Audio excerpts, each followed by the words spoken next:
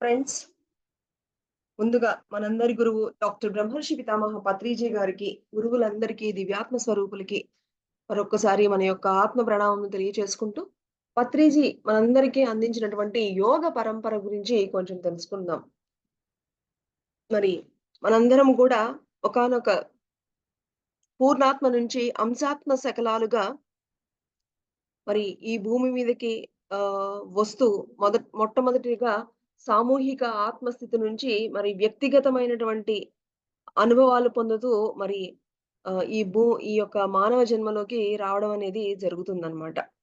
మరి ఈ విధంగా సామూహిక ఆత్మస్థాయిలో లేనటువంటి మరి ఈ కర్మ సిద్ధాంతం అనేది కూడా ఈ యొక్క వ్యక్తిగత అంటే మన మానవ జన్మలోకి వచ్చినప్పుడు అనేది స్టార్ట్ అవుతుందనమాట. ఈ యొక్క కర్మ సిద్ధాంతం అనేది గూడా. ఈ జన్మ పరంపరలో మొట్టమొదటిగా మరి అనేక జన్మలు తమో గుణంలోను, అలాగే రజో గుణంలోను, అలాగే సత్వగుణంలోకి రావడం జరుగుతుంది. తమో గుణం అంటే మనందరికీ తెలుసు కేవలము ఆహ్, ఆహ్, ఈ యొక్క భౌతికపరమైనటువంటి కోరికలతోనే వాటి కోసమే ఉండిపోతూ ఉంటాము. అలాగే ఈ యొక్క రజోగుణంలోకొచ్చేసరికి అందరికంటే నేను ముందుండాలి, అన్నీ నాకు కావాలి అనేటువంటి తత్వంలోకి వస్తాము. సత్వగుణంలోకొచ్చేసరికి మరి మళ్ళా ఎందుకు నాకు ఆహ్, ఈ నా జీవితంలో రకరకాల బాధలొస్తున్నాయి. దానికి గల కారణం ఏంటి?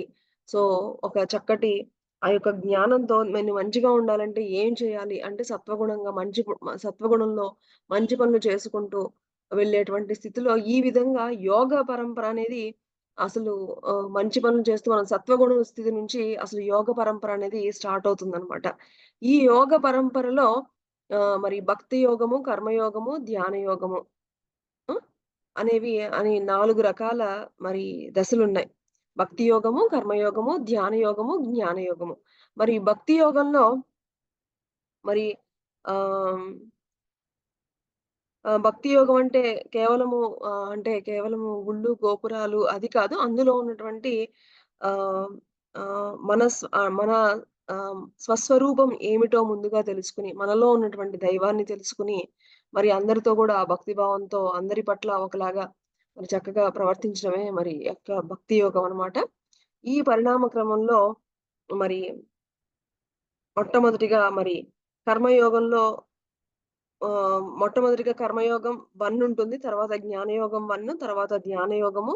ఇలాగ కొన్ని జన్మలు తీసుకుంటూ మరలా తిరిగి జ్ఞానయోగంలో రెండో దశ, మరలా కర్మయోగంలో రెండో దశలోకి రావడం జరుగుతుందనమాట. సో, అప్పుడు మనము ఒక పూర్ణాత్మగా వికసించడం అంటే శిఖరాగ్ర స్థితికి చేరడం అనేది ఉంటుంది. అయితే అసలు కర్మయోగంలో ఏముంటుంది అంటే ఇందులో మరలా తిరిగి 4 స్థితులున్నాయి.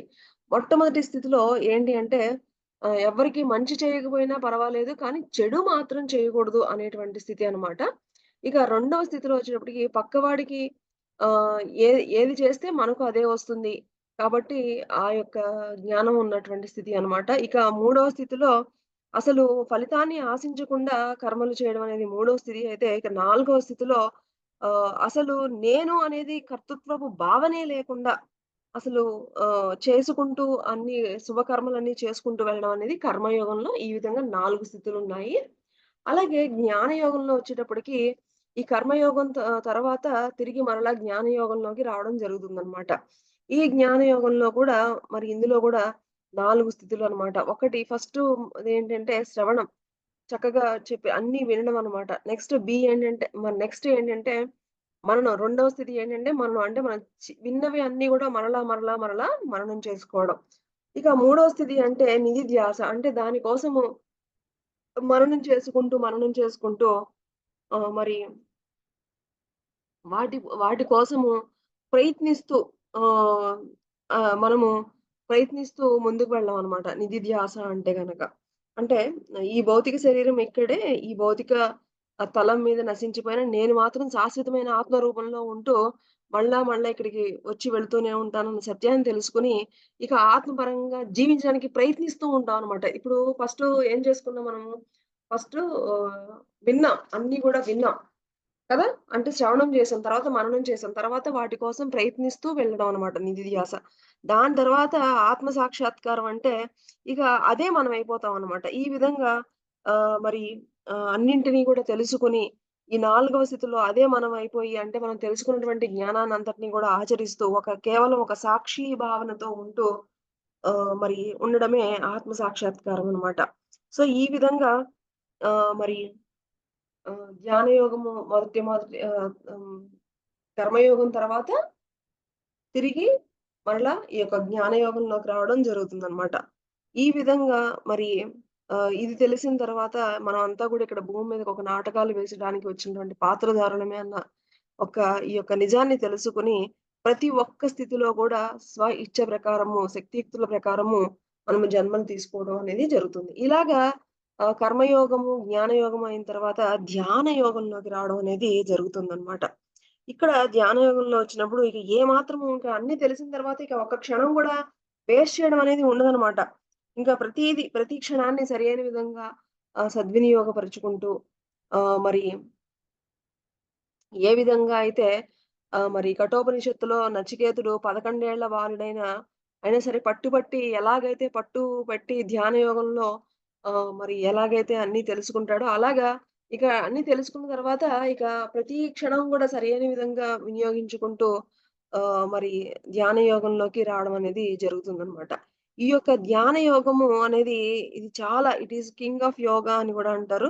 సో, ఇక అన్నీ గూడా ఆహ్ ఎప్పుడు గూడా సాధన చేసుకుంటూ, దివ్యచక్షు ఉత్తేజితం చేసుకుంటూ, అనేక లోకాల్లో ఉన్నటువంటి గురువులందరినీ కలుసుకుంటూ, మరి సూక్ష్మ శరీర యాత్రలు చేస్తూ, రకరకాల జ్ఞానాన్ని మరి అన్నీ గూడా తెలుసుకుంటూ ఉండమనమాట ఈ యొక్క ధ్యాన యోగానికి వచ్చేటప్పటికి.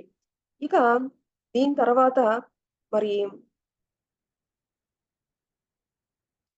ఆహ్ ఇదంతా కూడా మనము ధ్యాన యోగంలోనే మరి చేస్తూ ఉంటాం. ఇందులో గూడా ఈ ధ్యాన యోగంలో గూడా 3 స్థితులు ఉన్నాయి మై డియర్ ఫ్రెండ్స్. అదేంటంటే మొట్టమొదటి ఏంటంటే అసలు శ్వాసను గమనించడం. ప్రతిరోజు గూడా మరి వేళ ప్రకారం హాయిగా ఒక చోట ఏదో మనకు నచ్చిన చోట ఒక చోట స్థిర సుఖాసనంలో కూర్చొని కాళ్ళు 2 మూసుకొని మరి చక్కటి ఈ యొక్క సుఖాసనంలో సహజంగా జరుగుతున్నటువంటి ఉచ్ఛ్వాస నిశ్వాసాలను గమనిస్తూ మరి ఆహ్ గమనిస్తూ క్రమక్రమంగా మనం ఆలోచన రహిత స్థితికి వెళ్ళడం అనేది మొట్టమొదటి స్టేజ్. ధ్యాన యోగంలో శ్వాస మీద ధ్యాస, మరి ఆలోచన రహిత స్థితి అనేది మొట్టమొదటి స్టేజ్. ఇక రెండవది వచ్చేసరికి నాడీ మండల శుద్ధి అన్నమాట.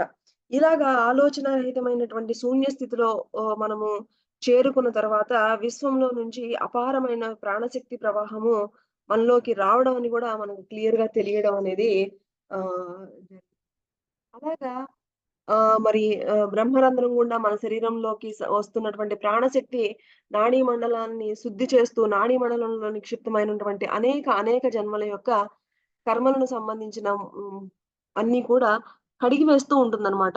ఆ స్థితిలో మనకిక భరించరానటువంటి కూర్చుంటే నొప్పులు, అవినీపులు, ఈ నొప్పులు వస్తూనే ఉంటాయి. వాటన్నింటిని గూడా మరి భయపడి ఆహ్, మనం మానేసామంటే గనక మళ్ళా మనం ఎక్కడికెళ్ళిపోతాం? మొట్టమొదటి స్థితికి వెళ్ళిపోతామనమాట.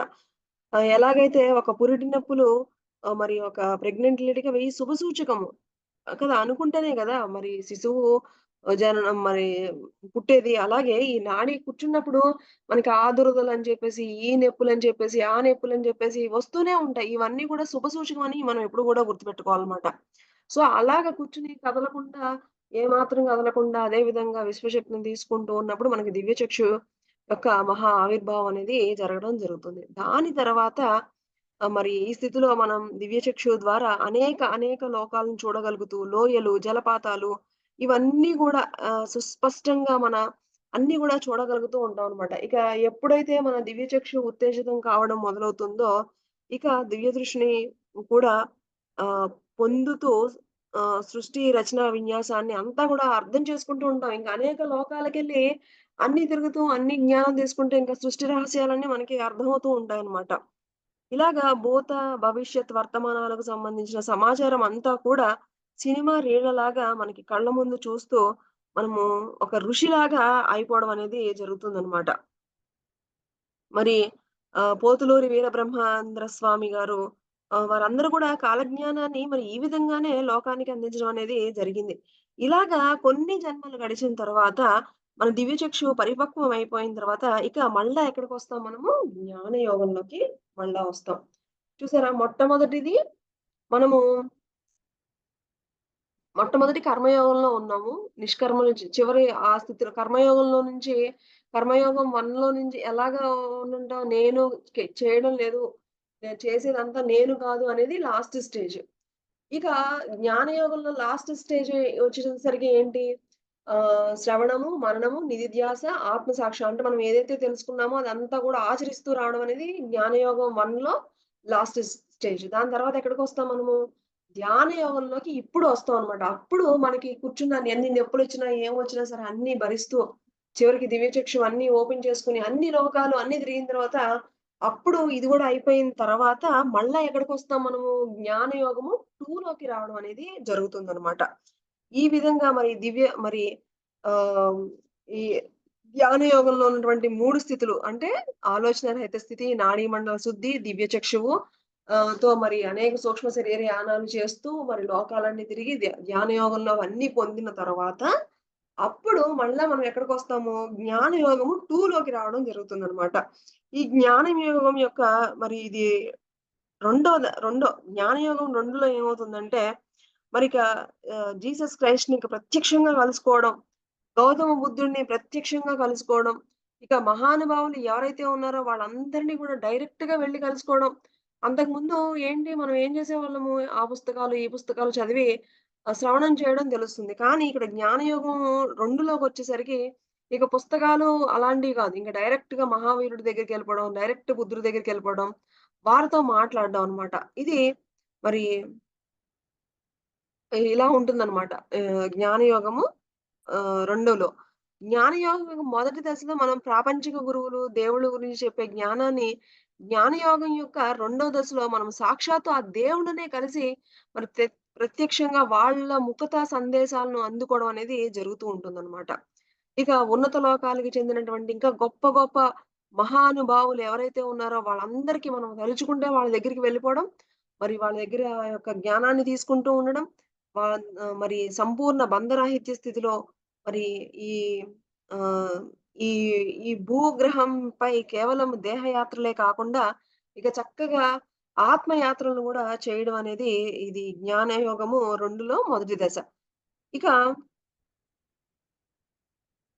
ఇది, ఇది ఇక ఏంటంటే జ్ఞానయోగం ఒక రెండో దశలో ఇది పరాకాష్ట అన్నమాట. ఇంక అక్కడికెళ్ళిపో ఏ స్థితికి రావడం అనేది ఎప్పుడైతే మనం ఇంకా డైరెక్ట్‌గా మనం ఎప్పుడు కావాలనుకుంటే అప్పుడెళ్లి బుద్ధులు వారితో మాట్లాడాలనుకుంటే మాట్లాడేయడం, కృష్ణుల వారితో మాట్లాడాలంటే మాట్లాడేసుకోవడం, శివుడితో మాట్లాడాలంటే అక్కడికెళ్ళిపోయి మాట్లాడడం అన్నమాట.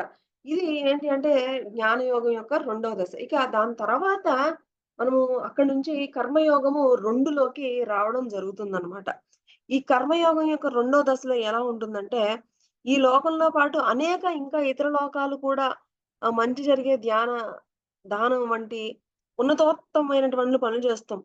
గౌతమ బుద్ధుడు జ్ఞానయోగం యొక్క రెండవ దశను పూర్తి చేసుకొని, మరి దివ్య జ్ఞాన ప్రకాశాన్ని పొందిన వెంటనే చేసిన పని మరి ధ్యాన దానమే ఇంకా ఆయన చేసింది.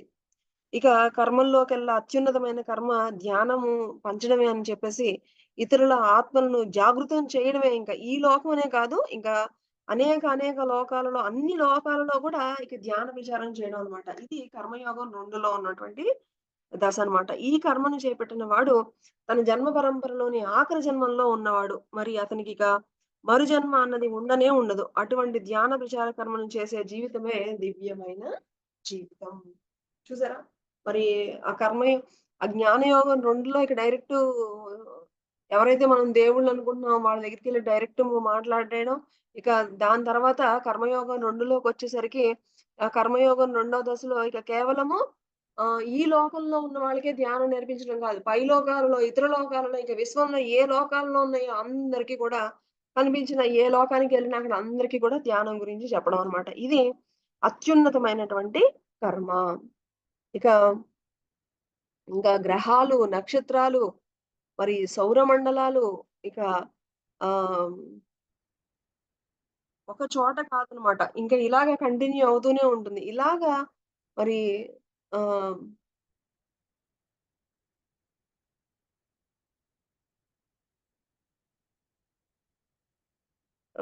ఈ విధంగా మన యొక్క యోగ పరంపర అనేది ఈ విధంగా ఉంటుందని మనకి చక్కగా ఒక చక్కటి రూట్ మ్యాప్ అనేది మనకి పత్రిజీ సారు చూపించేసారనమాట. సో, దీన్ని చూసుకొని మనం ఏంటి చెక్ చేసుకోవాలి. ఏంటి మనం ఇంకా ఎక్కడున్నాం? మనం ఇంకా తమోగుణంలోనే ఉన్నామా? ఇంకా ఏంటి తమోగుణంలో అంటే ఇంకా రోజు పొద్దున్నే లెగుస్తున్నాము, తింటున్నాము, ఆఫీస్‌కెళ్తున్నాము. అయిపోయిందా? ఇంకంతే ఇంకేం చేయట్లా. ఇంక నాకు అది కావాలి, ఇది కావాలని గూడా లేవు. శుభ్రంగా తిన్నామా, శుభ్రంగా హాయిగా పడుకున్నామా, మళ్ళా లేచామా. అంటే తమో గుణంలోనే ఉండిపోయాము. లేదు ఇంకా నాకు ఆఫీస్‌లో మంచి మంచి ప్రమోషన్స్ రావాలి. లేకపోతే నేను అవి కండక్ట్ చేయాలి. నేను అందరికంటే మా చుట్టాల్లో అందరికన్నా నేనే గొప్పగా ఉండాలి. ఇలాగ అనుకుంటున్నాము అంటే గనక అక్కడితో ఆగిపోయామంటే గనక మనం రజోగుణంలో ఆగిపోయినట్టనమాట. అలా కాదు ఇంకా ఏవో రోగాలొస్తున్నాయి, అనారోగ్యాలొస్తున్నాయి. కాదు ఇంకా ఏదో నాలో ఏదో ఉంది. ఏదో తెలుసుకోవాలి. నేనింకా అంతా మంచిగా ఉండాలి అని అనుకుని మంచి కర్మలు చేసుకుంటూ వస్తూ ఉన్నాము అంటే గనక మనం సాత్విక గుణంలోకి వచ్చినట్టనమాట. ఈ సాత్విక గుణం దగ్గర నుంచే అసలు యోగ పరంపర అనేది స్టార్ట్ అయింది గదా! ఇక్కడ మళ్ళా మనం చెక్ చేసుకోవాలి. ఏంటి మన యొక్క ఈ యోగా పరంపరలో గూడా మనము ఈ పనులన్నీ గూడా మరి చేసేటప్పుడు ఎలా చేస్తున్నాము? మనం ఇంకా ఆహ్, వాళ్ళని వీళ్ళని ఇంకా నాశనం చేసేసి మనం ఇంకా సంపాదించాలనుకుంటున్నాం అంటే ఇంకసలు మనం యోగ పరంపరలోకి రానట్లే ఇంకా. కాదు నేను ఆహ్, చేసేవన్నీ కూడా ఎవరికీ నష్టం లేకుండా నేనైతే నాయి నేను చేసుకుంటున్నానంటే యోగ పరంపరలో మరి కర్మయోగంలో మొట్టమొదటి స్థితిలో ఉన్నాము అననమాట. ఇంకా ఇవన్నీ తెలుసుకున్న తర్వాత అబ్బా! నేను అన్నీ మంచి పనులే చేస్తాను అని అనుకుంటే రెండో స్థితి. అని ఆ స్థితిలో ఉన్నామా అనేది చెక్ చేసుకోండి ఎవరికి వాళ్ళు. కాదు నేను అసలు ఎలాంటి ఫలితాన్ని ఆశించకుండా చేస్తున్నాను అంటే గనక మరి ఇంకా మూడో స్థితిలో ఉన్నామని. అసలు నేను అనేటువంటి భావన లేకుండా చేసేది అనేది ఇంకా మనకి ఎంతమంది ఆ స్థితిలో ఉన్నారు అంటే అది రేరే ఇంకా. ఎందుకంటే మనం ఎక్కడికెళ్ళినా సరే ఇంక నేను చేస్తున్నాను. నేనే వంట చేశాను. నేనే ఈ వర్క్ చేశాను అనేటువంటి భావన ఉంది అంటే గనక ఇంకా అసలు మనం కర్మయోగం మొదట్లోనే ఉన్నాము అని బాగా గుర్తుపెట్టుకోవాలన్నమాట. హ్మ్. మరి అలాగే అసలు దీని తర్వాత ఈ 4 అయిపోయిన తర్వాత ఇప్పుడు మనందరం ఈరోజు ఈ ఇవన్నీ ప్రతిరోజు చక్కటి స్వాధ్యాయాలన్నీ వింటున్నాం. అంటే మనందరం ఎక్కడున్నాం మనము? జ్ఞాన యోగంలో మొదటి దశలో ఉన్నాము అని మనం ఇక్కడ తెలిసిపోతుంది. ఇందులో అంటే దానికంటే ముందు ఉండొచ్చు. కానీ కంపల్సరీగా ఇలాంటి మాటలు వింటున్నాము అంటే గనక మనం ఎక్కడికొచ్చేసాము? జ్ఞానయోగము మొట్టమొదటి స్థితి అయితే గనక ప్రతి ఒక్కళ్ళము గూడా మరి చేస్తున్నాము. కాదు విన్నదంతా గూడా మేము పాటిస్తున్నాము అని అనుకుంటే గనక అది మూడో స్థితిలోకి కాదు నేను అది ఒకటే. ఇంక గ్రాటిట్యూడ్ అంటే ఆహ్, ఇంకా ఇంకా నేనంటే గ్రాటిట్యూడ్ అనేటువంటి స్థితికొచ్చేసాము అంటే గనక మనం నిధి ధ్యాస అయిపోయిందనమాట. అంటే మనం తెలుసుకున్నటువంటి జ్ఞానాన్ని పూర్తిగా ఇంప్లిమెంట్ చేసేస్తున్నాము అంటే గనక నిధి ధ్యాసలోకెళ్ళిపోతాం. ఇక ఎప్పుడైతే ఇది తెలుసుకున్న తర్వాత అప్పుడు మనకు అసలైన సాధన అనేది స్టార్ట్ అవుతుంది. ఇంకా అప్పుడు ఏమవుతుంది ఇంక టైం ఏమాత్రం వేస్ట్ చేయకుండా గంటలు గంటలు చక్కగా ధ్యానం చేసి ఇక మనం యాస్ట్రల్ బాడీ రిలీజ్ చేసుకొని అనేక లోకాలెళ్ళి ఇవన్నీ గూడా మరి స్టార్ట్ అవుతూ ఉంటుందనమాట. ఈ జ్ఞానయోగం 2 జ్ఞానయోగం 3 అనేది కర్మయోగం 2 అనేది ఇంకా హైయెస్ట్ అనమాట. సో, మనం ఇప్పుడు ఇక్కడ చెక్ చేసుకోవచ్చు. మనం కర్మయోగం 1లో ఉన్నామా? జ్ఞానయోగం 1లో ఉన్నామా? కర్మయోగం 2లో ఉన్నామా? జ్ఞానయోగం 2లో ఉన్నామా? లేకపోతే ధ్యాన యోగంలో ఉన్నామా? ఎక్కడున్నాం? ఆ! ఇవన్నీ గూడా మరి మరి చేసుకుంటూ ధ్యాన యోగంలోకొచ్చామా? ఎక్కడికొచ్చామా? అనేది అందరం గూడా చెక్ చేసుకునేదే మరి చక్కటి యొక్క పత్రిజీ అందించినటువంటి యోగ పరంపర. సో, ఈ పరంపర అందరూ గూడా చెక్ చేసుకుంటే మనం ఇంకా ఎక్కడ ఆగిపోయాము? మనం ఇంకా ఎక్కడ ముందుకెళ్ళాలి? అని ఇలాంటి అప్పుడప్పుడు మనం మననం చేసుకుంటే మహానుభావులు అందించినవి మనం మళ్ళా రూట్ తప్పకుండా మళ్ళీ చక్కగా వెళ్ళగలుగుతూ ఉంటాం అన్నమాట. హ్మ్. కాబట్టి ఇలాంటి చక్కటి జ్ఞానాన్ని అందించినటువంటి పత్రిజీ గారికి మరొక్కసారి కృతజ్ఞతలు తెలుపుకుంటూ తిరిగి రేపటి సెషన్‌లో కలుసుకుందాం. Thank you.